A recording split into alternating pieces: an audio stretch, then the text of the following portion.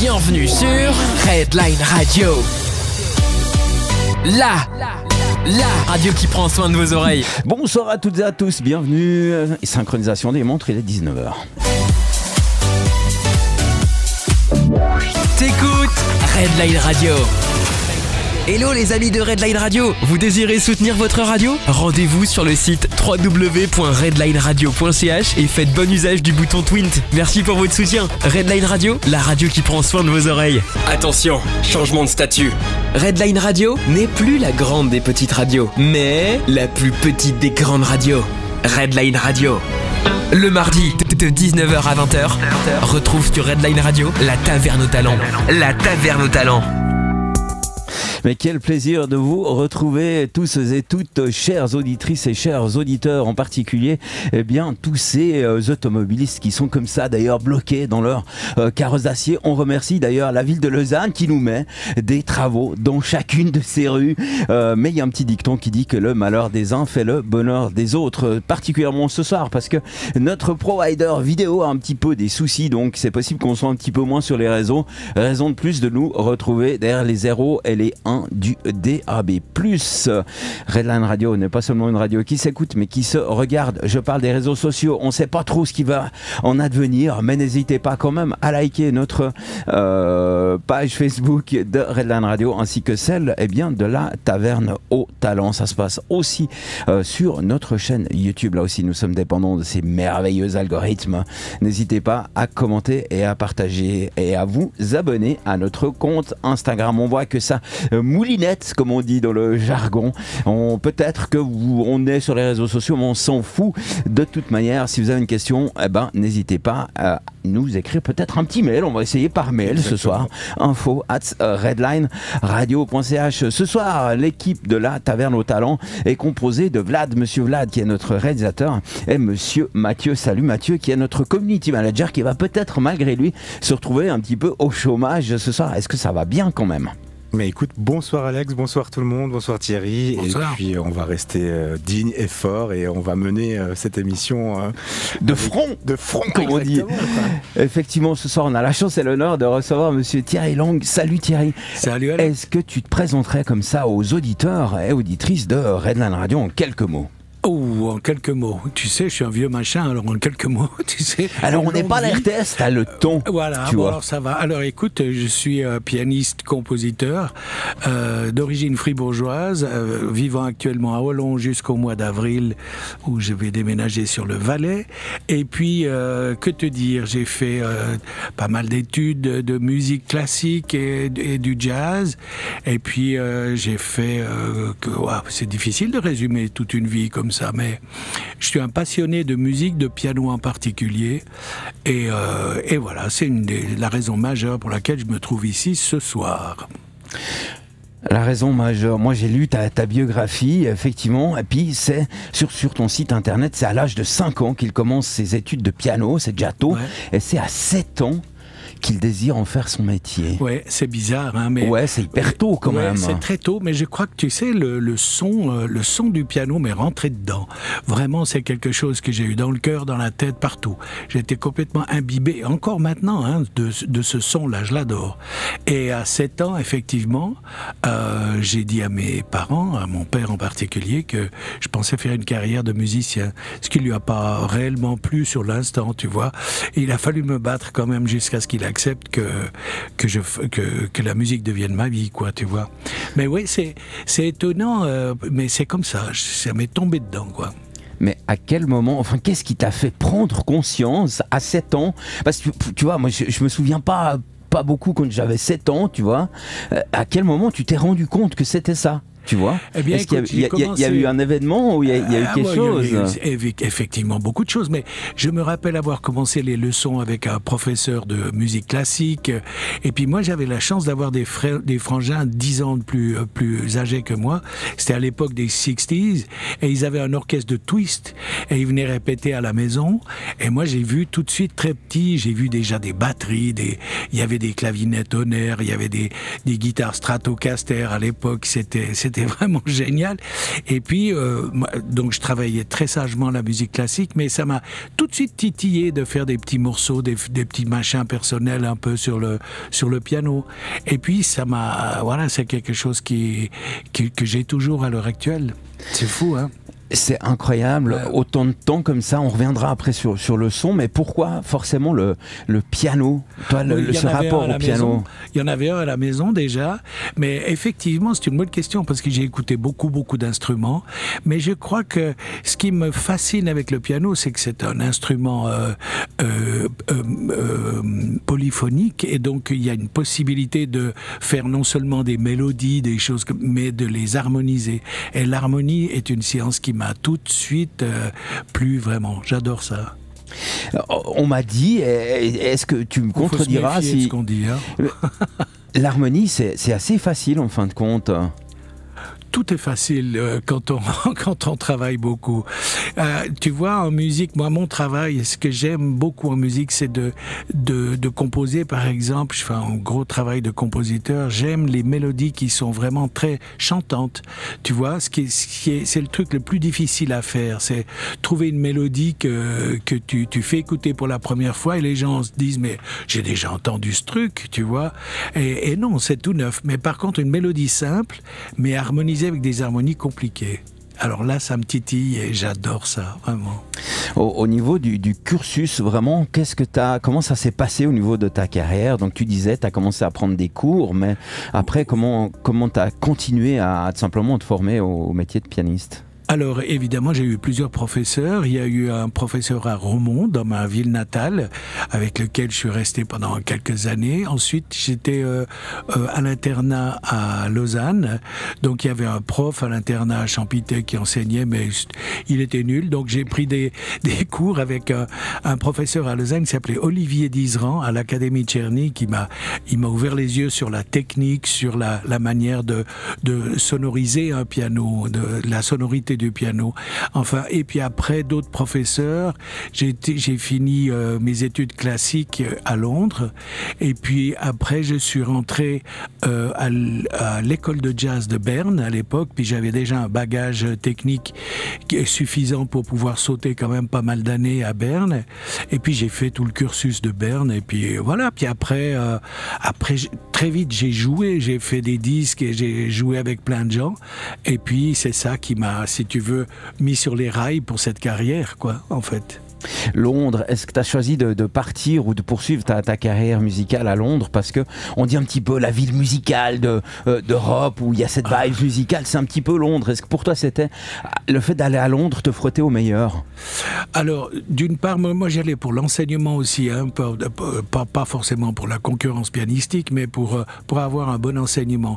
Et puis j'étais à la Royal Academy de musique, et puis c'était une drôle d'histoire parce que à l'époque, les cours la livre sterling était très bon marché, les cours étaient très bon marché, et puis donc on pouvait envisager de faire un cursus d'une année supplémentaire dans une grande école comme ça.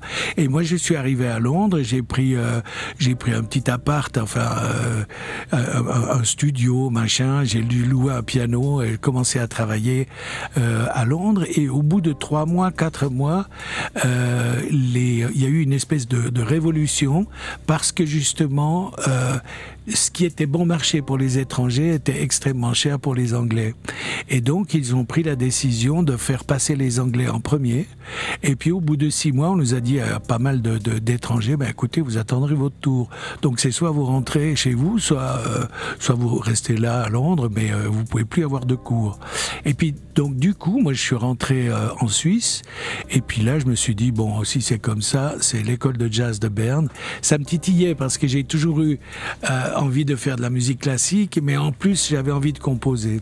Puis composer pour la musique classique, c'est carrément difficile, quoi. C'est-à-dire difficile, c'est carrément pas possible. Ça coûte beaucoup trop cher de faire jouer des orchestres comme ça, tandis que dans le jazz c'est plus face-cote, quoi. Ah, donc il y a quand même cette solution un petit peu, entre guillemets, de facilité de vouloir partir dans le jazz.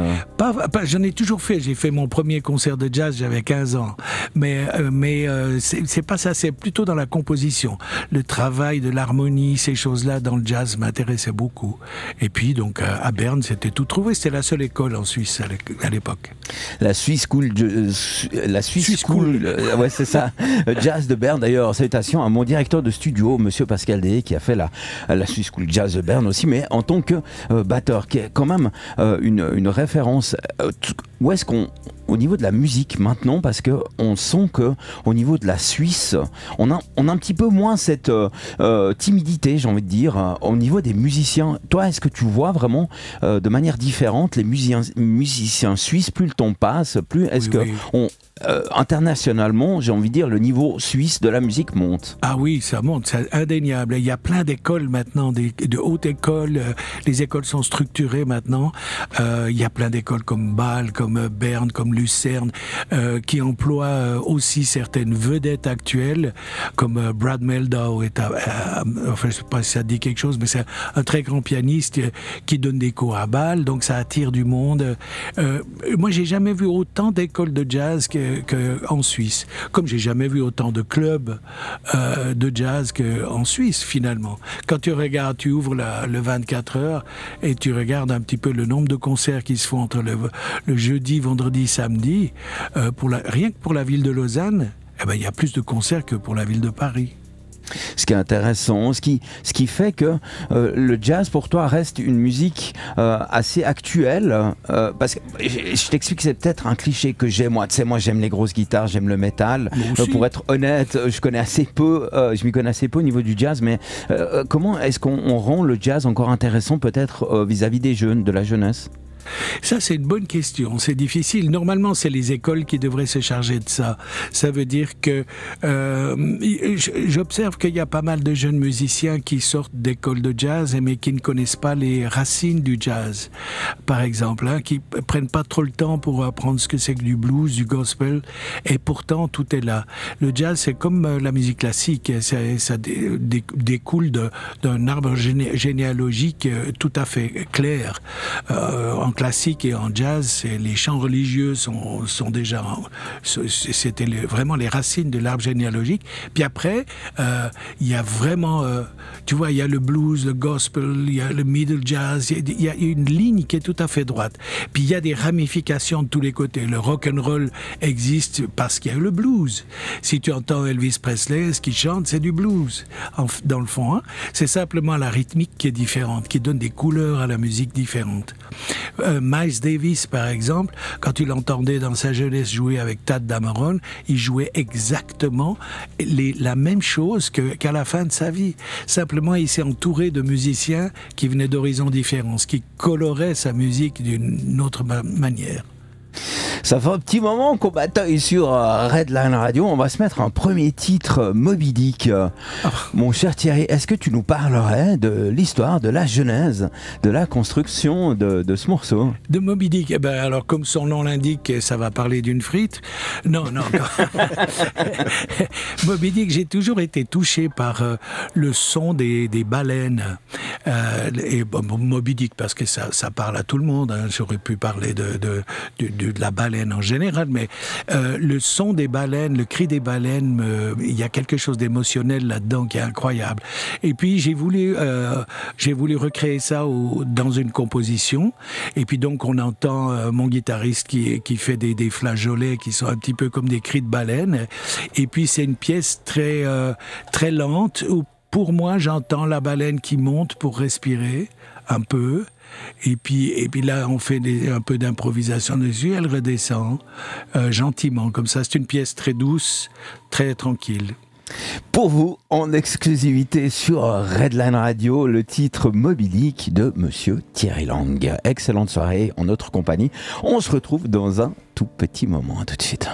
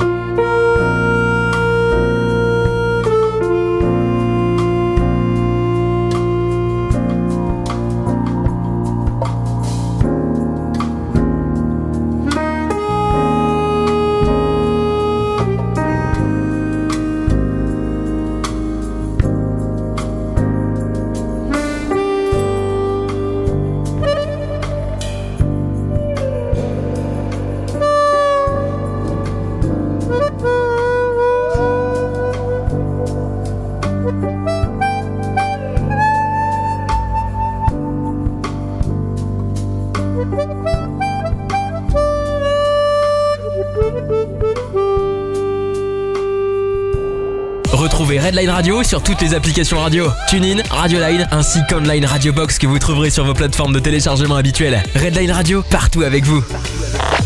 Redline Radio. The best radio. Redline Radio. Le mardi, de 19h à 20h, retrouve sur Redline Radio la Taverne aux Talents. La Taverne aux Talents. C'était Instant Douceur comme ça sur Redline Radio en compagnie justement de ce morceau Moby Dick et de Thierry Lang. La question que je me pose, Thierry, nous on écoute pas mal de pop comme ça, au moins du métal, on a toujours un chanteur. C'est plus facile pour un chanteur avec des mots de faire passer une émotion.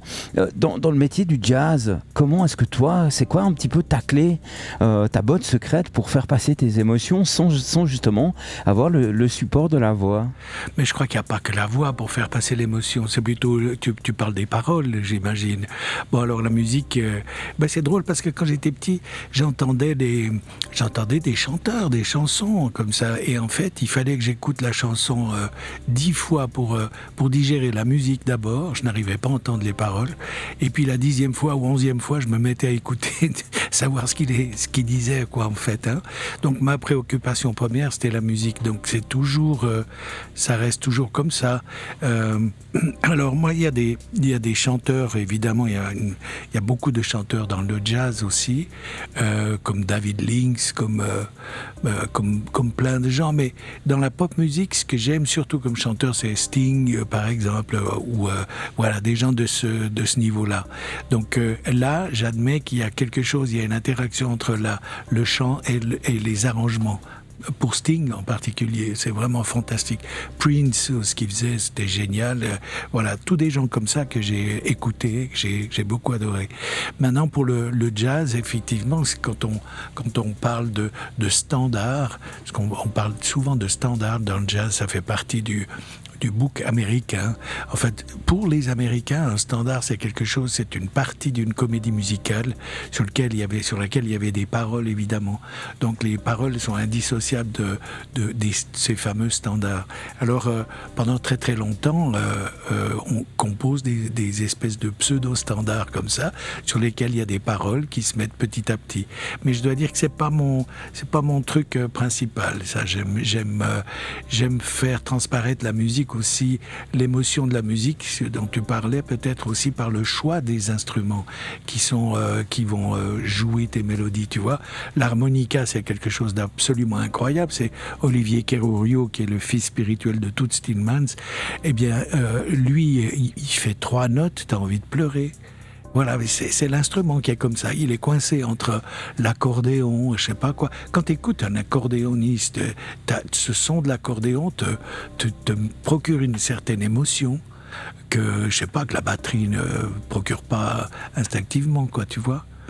Donc c'est le choix, surtout le choix des instruments qui procure cette émotion.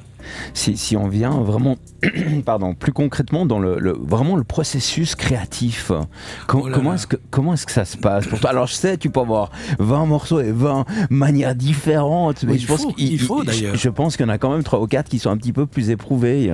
Oui, alors, mais écoute, c'est une question difficile ça, parce que en fait chaque compositeur compose de manière différente. Tu vois, en gros et très schématiquement, il y a 3 éléments pour fabriquer la musique. Il y a la mélodie, il y a le rythme et l'harmonie. Et en fait, il y a pas mal de gens qui composent directement par le rythme. Tu vois, tout d'un coup, ils trouvent un gimmick rythmique qui est intéressant et dessus, ils vont essayer de mettre des trucs. Tu vois, ils commencent par le rythme. D'autres vont commencer par une mélodie, d'autres par l'harmonie. Et ça donne vraiment des choses qui sont complètement différentes les unes des autres, tu vois. Il y a aussi quelque chose d'intéressant quand on écoute la musique, c'est de s'imaginer quel espace on donne. Par exemple, Miles Davis, c'était un des tout grands pour l'espace musical. Donc, tu vois, quand tu écoutes du Miles, tu as l'impression qu'il fait des notes qui sont longues de 3 km, et puis tu as des harmonies qui sont toujours très, très espacées comme ça. C'est un style. Moi, j'adore tout ça. Comment ça t'est venu? À quel moment tu t'es dit, ok, c'est cool de jouer, clairement j'ai envie de composer, de pouvoir justement jouer ce que j'ai dans la tête? Mais c'est justement en faisant du jazz, comme je t'ai dit, j'ai commencé mon premier concert de jazz, j'avais 15 ans, donc je me suis frotté à des gens qui parlaient d'improvisation. Je me disais, mais qu'est-ce que c'est l'improvisation? En fait, finalement on apprend ce que c'est. On s'est dit, tiens, on peut avec 3 accords accords, faire des mélodies différentes. On peut aussi paraphraser une mélodie par une autre mélodie. Et donc, c'est comme ça donne naissance un peu à cette envie de faire autre chose avec ce que tu as sous les doigts. Tu vois ? Et puis c'est ça l'improvisation dans le fond. Super, tu parlais de Sting, moi j'aimerais juste lever mon chapeau à Monsieur Sting parce que je suis bassiste et être bassiste-chanteur c'est vraiment un exercice qui est extrêmement compliqué, tout le monde n'est pas capable de cela. On en a un petit peu parlé, en Suisse en général quand tu dis à tes parents, papa, maman j'ai envie d'être musicien, nos parents qui nous aiment tout fort, ils nous mettent la main sur l'épaule en nous disant mais c'est quand que tu fais un vrai métier. Comment est-ce que ça s'est passé chez toi, chez Thierry Lang, au moment où tu annonces à tes parents que vraiment, puis déjà hyper jeune en fin de compte, tu leur annonces que tu veux être musicien? Ça c'était à 7 ans, donc mes parents avaient le temps de me prendre au sérieux ou pas, hein. Mais quand ils ont vu qu'à 16 ans, 17 ans, je me faisais foutre dehors des collèges parce que je voulais faire que de la musique, là ça commençait à devenir un peu sérieux. Et puis donc, voilà, c'est un peu comme ça que ça s'est passé. Je comprends qu'à mon époque, évidemment, il n'y avait pas beaucoup d'écoles de jazz, il n'y en avait qu'une dans le fond. Et puis, il n'y avait pas beaucoup de possibilités de vivre de la musique. On disait que c'était que les grandes stars françaises ou je sais pas quoi, des Américains qui vivaient de ça, mais en Suisse, il y avait peu de possibilités. Donc, on peut comprendre les parents qu'ils hésitent quand même à lancer leur gamin dans une carrière comme ça. Ce qui est pas tout à fait la même chose maintenant, parce que je vois que des jeunes qui ont l'envie de faire de la musique sont vraiment pris en main par des écoles très sérieuses en Suisse, qui offrent des diplômes, qui offrent des possibilités à la fois instrumentales, donc de faire un travail sur l'instrument, mais aussi ingénieur du son, aussi compositeur. Il y a énormément de possibilités qu'on n'avait pas à l'époque. Et je pense que les parents maintenant sont beaucoup plus cool avec les enfants, je crois. Pas toujours. On a souvent des musiciens qui nous disent ok, mes parents me laissent faire de la musique, mais il faut que j'aille un plan B. Dans le sens, finis tes études, aie un papier. Est-ce que toi, justement, mon cher Thierry, le fait de ne pas avoir de plan B, tu as eu l'impression d'être plus libéré dans cette carrière, cet art, ce talent que tu as en tant que musicien? Tu sais, mon plan B, ça a été d'enseigner très vite. Enseigner très vite la musique. J'ai enseigné pendant 41 ans. Donc, j'en ai vu 3 générations d'élèves. Hein. Donc j'ai enseigné ça parce qu'à l'époque, c'était le seul moyen pour vivre normalement, je dirais, de la musique. Hein. Alors je connais plein de musiciens qui n'ont pas pris cette option-là, mais moi j'ai pris ce qui m'a permis d'avoir une vie à peu près normale, quoi, tu vois, même très normale. Est-ce que pour toi c'était quelque chose d'important aussi, justement, le partage de tes connaissances, vraiment le fait de pouvoir former des générations futures? Oui, évidemment, et puis on apprend énormément de choses en enseignant aussi, c'est quand même paradoxal, mais c'est vrai, les élèves sont toujours, même les plus petits, sont toujours curieux, ils posent des questions pour lesquelles il faut réfléchir 2 fois, parce que des questions tellement évidentes qu'on n'a pas forcément tout de suite la réponse. Puis alors si on prend les choses au sérieux comme ça, si on commence vraiment à chercher, moi ce que j'ai beaucoup aimé dans l'enseignement, c'est comment faire passer un truc qui est compliqué comme l'improvisation. Va expliquer à un enfant ce que c'est que de l'improvisation, c'est compliqué. Ce que c'est que l'harmonie, c'est très compliqué aussi. S'ils sont pas tombés dedans comme moi petit, c'est très compliqué, c'est un message difficile à faire passer. Et moi j'ai toujours aimé justement j'ai toujours aimé chercher chez chaque individu la combine pour faire passer le message. Et j'ai fait ça pendant 41 ans. Hein. Je pense que tu trouvais ton compte aussi, si justement tu l'as fait pendant tellement d'années. Quoi. Ouais. Un morceau, c'est clairement 3 étapes bien distinctes. La première qui est plutôt l'étape créative, où il y a vraiment la mélodie. Ensuite, cette deuxième étape qui est plus cette étape de production, enregistrement, mixage, mastering. Et la 3e étape, l'accouchement, comme certains musiciens aiment en parler, la présentation, la scène. Dans ces 3 étapes-là, est-ce qu'il y en a une avec laquelle tu te sens un petit peu plus à l'aise, tu préfères être? Pas vraiment. Moi, je rajouterais quand même une étape encore qui est, me semble-t-il, la principale. C'est la première étape. Ça veut dire vivre quelque chose dans ta vie qui t'oblige à retranscrire ça en musique. Donc, l'écriture musicale est toujours en rapport avec un événement émotionnel ou autre chose, hein, mais c'est toujours en rapport avec quelque chose. Mais voilà, l'écriture musicale, c'est déjà la première des choses. Je sais plus qui disait s'il existe. Je crois que c'est Glenn Gould qui disait s'il existe une sainteté de l'esprit, c'est la clarté. Et en fait, en musique, c'est exactement ça. Plus on écrit de manière claire, plus les musiciens avec qui tu vas jouer vont interpréter les choses de manière claire aussi, tu vois. Donc l'écriture a toujours été quelque chose d'extrêmement important pour moi. Puis après, évidemment, il y a le fait de, tu disais, de jouer, puis après d'enregistrer, et puis finalement aboutir au disque. Mais ça, c'est une espèce de, c'est un chemin qui est tout à fait normal lorsque tu veux faire part de ta musique. Tu vois un musicien qui joue tout seul chez lui, il peut jouer comme un dieu, ça sert à rien. Je pense qu'il y a un côté généreux dans la musique. C'est pour ça que la musique est faite. C'est pour être transmise d'une manière ou d'une autre. En fait, c'est ça. C'est le plus important, c'est être généreux en musique, c'est ça. Tu disais au début de cette question, il y a l'écriture qui est issue d'une émotion, par exemple. Oui. Est-ce que toi, tu es capable d'écrire de manière un petit peu automatique après avoir vécu une émotion, ou bien est-ce que tu dois un petit peu digérer comme ça cette émotion? Non, moi je dois digérer ça. Enfin, encore une fois, il y a plein de compositeurs qui composent différemment. Ça veut dire il y a des gens qui composent vraiment avec le cerveau, avec les techniques harmoniques et des choses comme ça. Moi, c'est toujours un truc qui me fait mal ou pas, ou voilà, une émotion quelconque que je ressens et je dois la digérer. Je me mets sur le piano, je pense à ça, et les doigts se dirigent tout seuls vers quelque chose. Je me dis ça colle pas. Par exemple, comme Moby Dick, c'est exactement ce qu'on a écouté tout à l'heure. C'est vraiment quelque chose qui est en rapport. Le titre est en rapport avec la musique. Et donc, c'est évidemment que c'était en rapport avec quelque chose que j'avais dans le cœur. On en a parlé un petit peu en off, justement, c'est l'enregistrement dans ce studio près de Montpellier. Comment est-ce que ça s'est passé? Est-ce que vraiment à l'ancienne, tous les musiciens sont là et jouent ensemble, et puis, ou bien est-ce que vraiment on a usé un petit peu de la technologie où tous les musiciens n'étaient pas forcément là ce jour-là, et puis qu'on a fait un petit peu Non, ça, on joue tous ensemble, on joue le même morceau tous ensemble, et parfois c'est de la haute voltige, hein, parce que c'est des pièces qui sont assez compliqué. Heureusement, on peut aussi, par l'artifice de la numérisation, on peut aussi corriger 2-3 petites choses.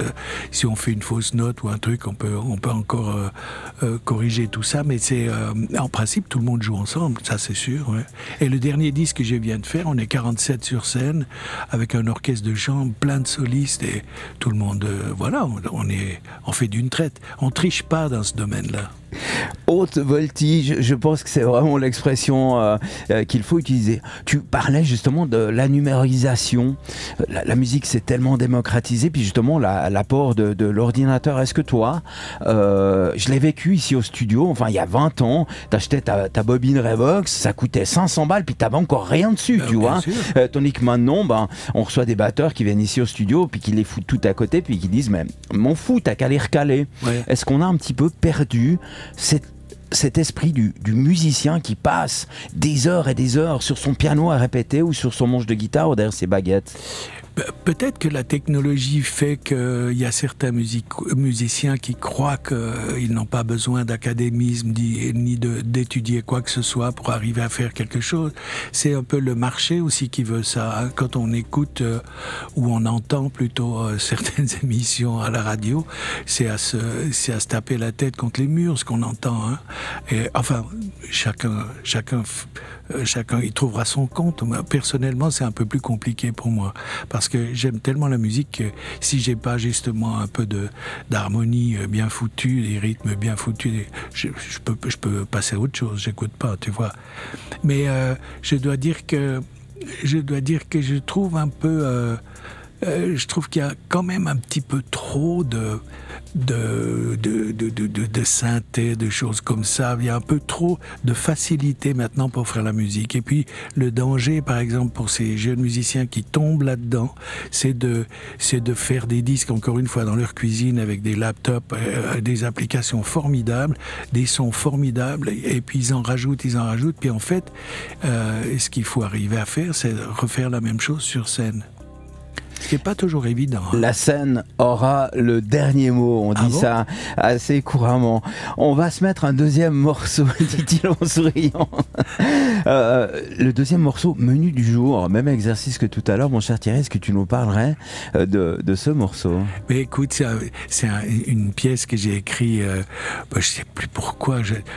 Quelquefois, on n'a pas les titres qu'il fallait, puis j'étais dans un bistrot, je sais pas quoi, je vois menu du jour, ça va coller formidable. C'est une pièce un peu plus rigolote, ça. C'est-à-dire, c'est un peu... ça me faisait penser, tu sais, à la Road 66 avec une Cadillac, le coup de dehors, tu sais. Vraiment, c'est ça. C'est un peu cette idée-là, en fait.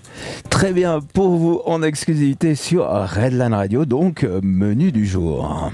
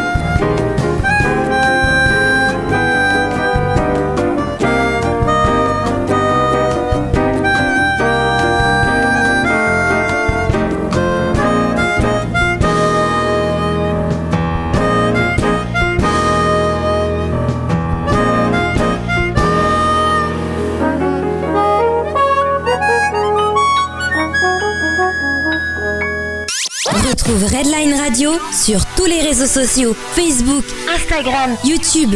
Et si tu veux toutes les dernières infos, www.redlineradio.ch.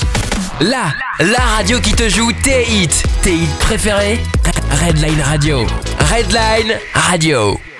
Le mardi de 19h à 20h, retrouve sur Redline Radio la Taverne aux Talents. La Taverne aux Talents.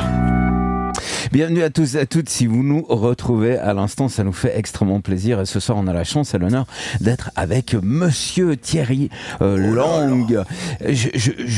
Déjà, j'hallucine de te poser cette question, mais je me suis fait le pari que je te poserais cette question. Qu'est-ce que tu penses de ce dicton extrêmement connu qui dit que, la pop, c'est 4 accords devant 40 000 personnes et le jazz, c'est 40 000 accords devant 4 personnes? Alors je t'en donnerai un autre de dicton. On dit aussi que pour être un musicien de jazz millionnaire, il faut naître milliardaire. Ça rebondit très bien. C'est la même chose. Cela dit, effectivement, il y a au sortir de la guerre, le jazz était via Benny Goodman et toute cette équipe là, c'était vraiment la seule issue possible pour écouter autre chose que de la musique classique en fait. Puisqu'il y a eu un engouement à cette période-là magnifique qui a duré jusqu'à pas mal d'années. Les Blue Note, tous les disques de Blue Note, enfin bref. Et puis maintenant, ça change. C'est normal. Il y a beaucoup de jeunes qui ont pas l'envie de se frotter à ce style de musique qui peut paraître un peu rébarbatif, un peu trop compliqué et voilà, peut-être pas assez percutant. Tu vois, je faisais la réflexion l'autre jour, je me disais mais quand tu vois des orchestres de rock absolument à coin sur scène avec des guitares monstrueuses, je me disais mais tu ramènes ça à des guitares acoustiques, le rock n'existe pas. T'enlèves le volume et tu vois du rock, la musique n'existe plus, tu vois. Tu vois ce que je veux dire? Ouais, je vois bien ce que tu veux dire. Ça m'étonnerait qu'on arrive à faire des scènes de jazz où la musique devient tellement percutante que tout le monde y trouve son compte, quoi, tu vois. Est-ce que pour toi, t'en as parlé un petit peu, mais t'es obligé, t'as l'impression, suivant la musique que t'écoutes, d'y trouver une certaine technicité? Pas technicité, tu sais. La réflexion par rapport à une pièce, ça vient plus tard, ça. Par exemple, on peut écouter 15 fois une pièce et puis imaginer un petit peu la structure harmonique de ces pièces, tu vois. Si t'as l'oreille absolue, je connais des gens qui ont ça, ils écoutent une fois, ils savent exactement quels sont les accords, tu vois. Moi, c'est pas le cas, j'ai l'oreille timbrale, donc il faut que je me mette au piano. Et puis là, je trouve, et quelquefois, les structures comme ça, harmoniques, m'intéresse. Il y a quelquefois des nouveautés et des choses qui se font pas habituellement que je trouve vachement intéressantes. Ça m'est arrivé d'ailleurs de piquer 2-3 séquences harmoniques sur de la musique pop et puis de les incorporer dans une composition de jazz. Et vice versa d'ailleurs. On a reçu quelques musiciens de jazz aussi qui nous disaient des fois le fait de nommer un morceau, tu t'enlèves un petit bout d'âme comme ça au morceau parce que tu diriges un petit peu tes auditeurs. Est-ce que toi tu as déjà eu cette envie de dire ok, ce morceau là s'appelle B13 sur si bémol diminué? Pourquoi pas? Tu sais, Bach faisait ça, Mozart faisait ça, Keith Jarrett fait ça. Y a plein de gens. Moi, je trouve qu'un titre, un morceau, un joli titre, ça donne une orientation aussi. Ça influence l'auditeur et ça te donne une orientation de savoir où tu vas chercher l'émotion, tu vois. Si tu fais un monstre rock, tu vois, métal à fond la gomme, et puis que tu appelles ça Moby Dick, ça veut plus rien dire du tout, tu vois. Je trouve que les titres doivent être en rapport avec ce qui est joué. Les titres doivent être en rapport avec ce qui est joué, bien entendu. Joué, peuvent être. Ouais, peuvent, bien entendu. Est-ce que, pour toutes les personnes qui n'auraient pas la chance de pouvoir t'écouter ce soir, est-ce qu'il y a quelques endroits, des scènes où on peut te découvrir derrière un piano? Oui, il y en a quelques-unes. En Suisse, je crois que j'ai fait tous les... Ouais, enfin, tu vois, j'ai joué beaucoup un peu partout. En Suisse, il y a beaucoup de clubs. Voilà. Maintenant, pour moi, c'est un peu plus compliqué parce que avec mes créations, ce que j'occupe des fois des salles un peu plus conséquentes que des clubs. Donc, c'est quelquefois difficile de faire les deux. À la fois le club, à la fois, tu vois. Et en ce moment, moi, oui, j'ai des concerts, mais je me rappelle plus exactement où. J'ai des trucs qui viennent, mais je sais plus exactement où. En ce moment, je suis tellement dans l'écriture, dans l'enregistrement que je pense pas trop à ça. En fait, je donne moins de concerts qu'à l'époque, ça c'est sûr. Est-ce que par rapport justement à ce processus d'écriture et de composition que tu décris, est-ce que c'est aussi des saisonnal comme ça? Est-ce que tu as l'impression que c'est un petit peu par vague ou bien chez toi c'est quelque chose d'assez constant? Encore une fois, ça dépend tout de si je ressens quelque chose ou pas, tu vois, c'est bizarre, mais il me faut une certaine émotion pour écrire. Par exemple, ces jours, j'arrête pas, j'écris des trucs, j'ai des mélodies qui me traversent la tête. Quelquefois, je joue même pas, j'écoute de la musique pendant un mois, je mets pas mes mains sur le piano et tout d'un coup, je crève d'envie de rejouer et puis voilà, puis il y a les choses qui se passent, tu vois. Dans le monde de la pop ou du métal, l'arrivée des plateformes a un petit peu révolutionné la manière d'écouter la musique pour la société, parce qu'effectivement on pouvait découvrir de la musique qui nous vienne du Niger ou du fin fond de Patagonie. Est-ce qu'au niveau dans le monde du jazz, il y a aussi, t'as senti une évolution, une manière différente d'écouter la musique? Moi, je crois que c'est pas forcément une manière différente, mais c'est ce qui fait un petit peu peur, c'est que, par exemple, tu prends Spotify, tout le monde peut c'est la bibliothèque la discothèque la plus géniale du monde, tu peux tout écouter. Mais ça me donne l'impression que, comme quand tu vas dans un magasin où il y a tout dans le magasin, puis en fait, tu sais pas ce que tu veux acheter, tu vois, c'est ça.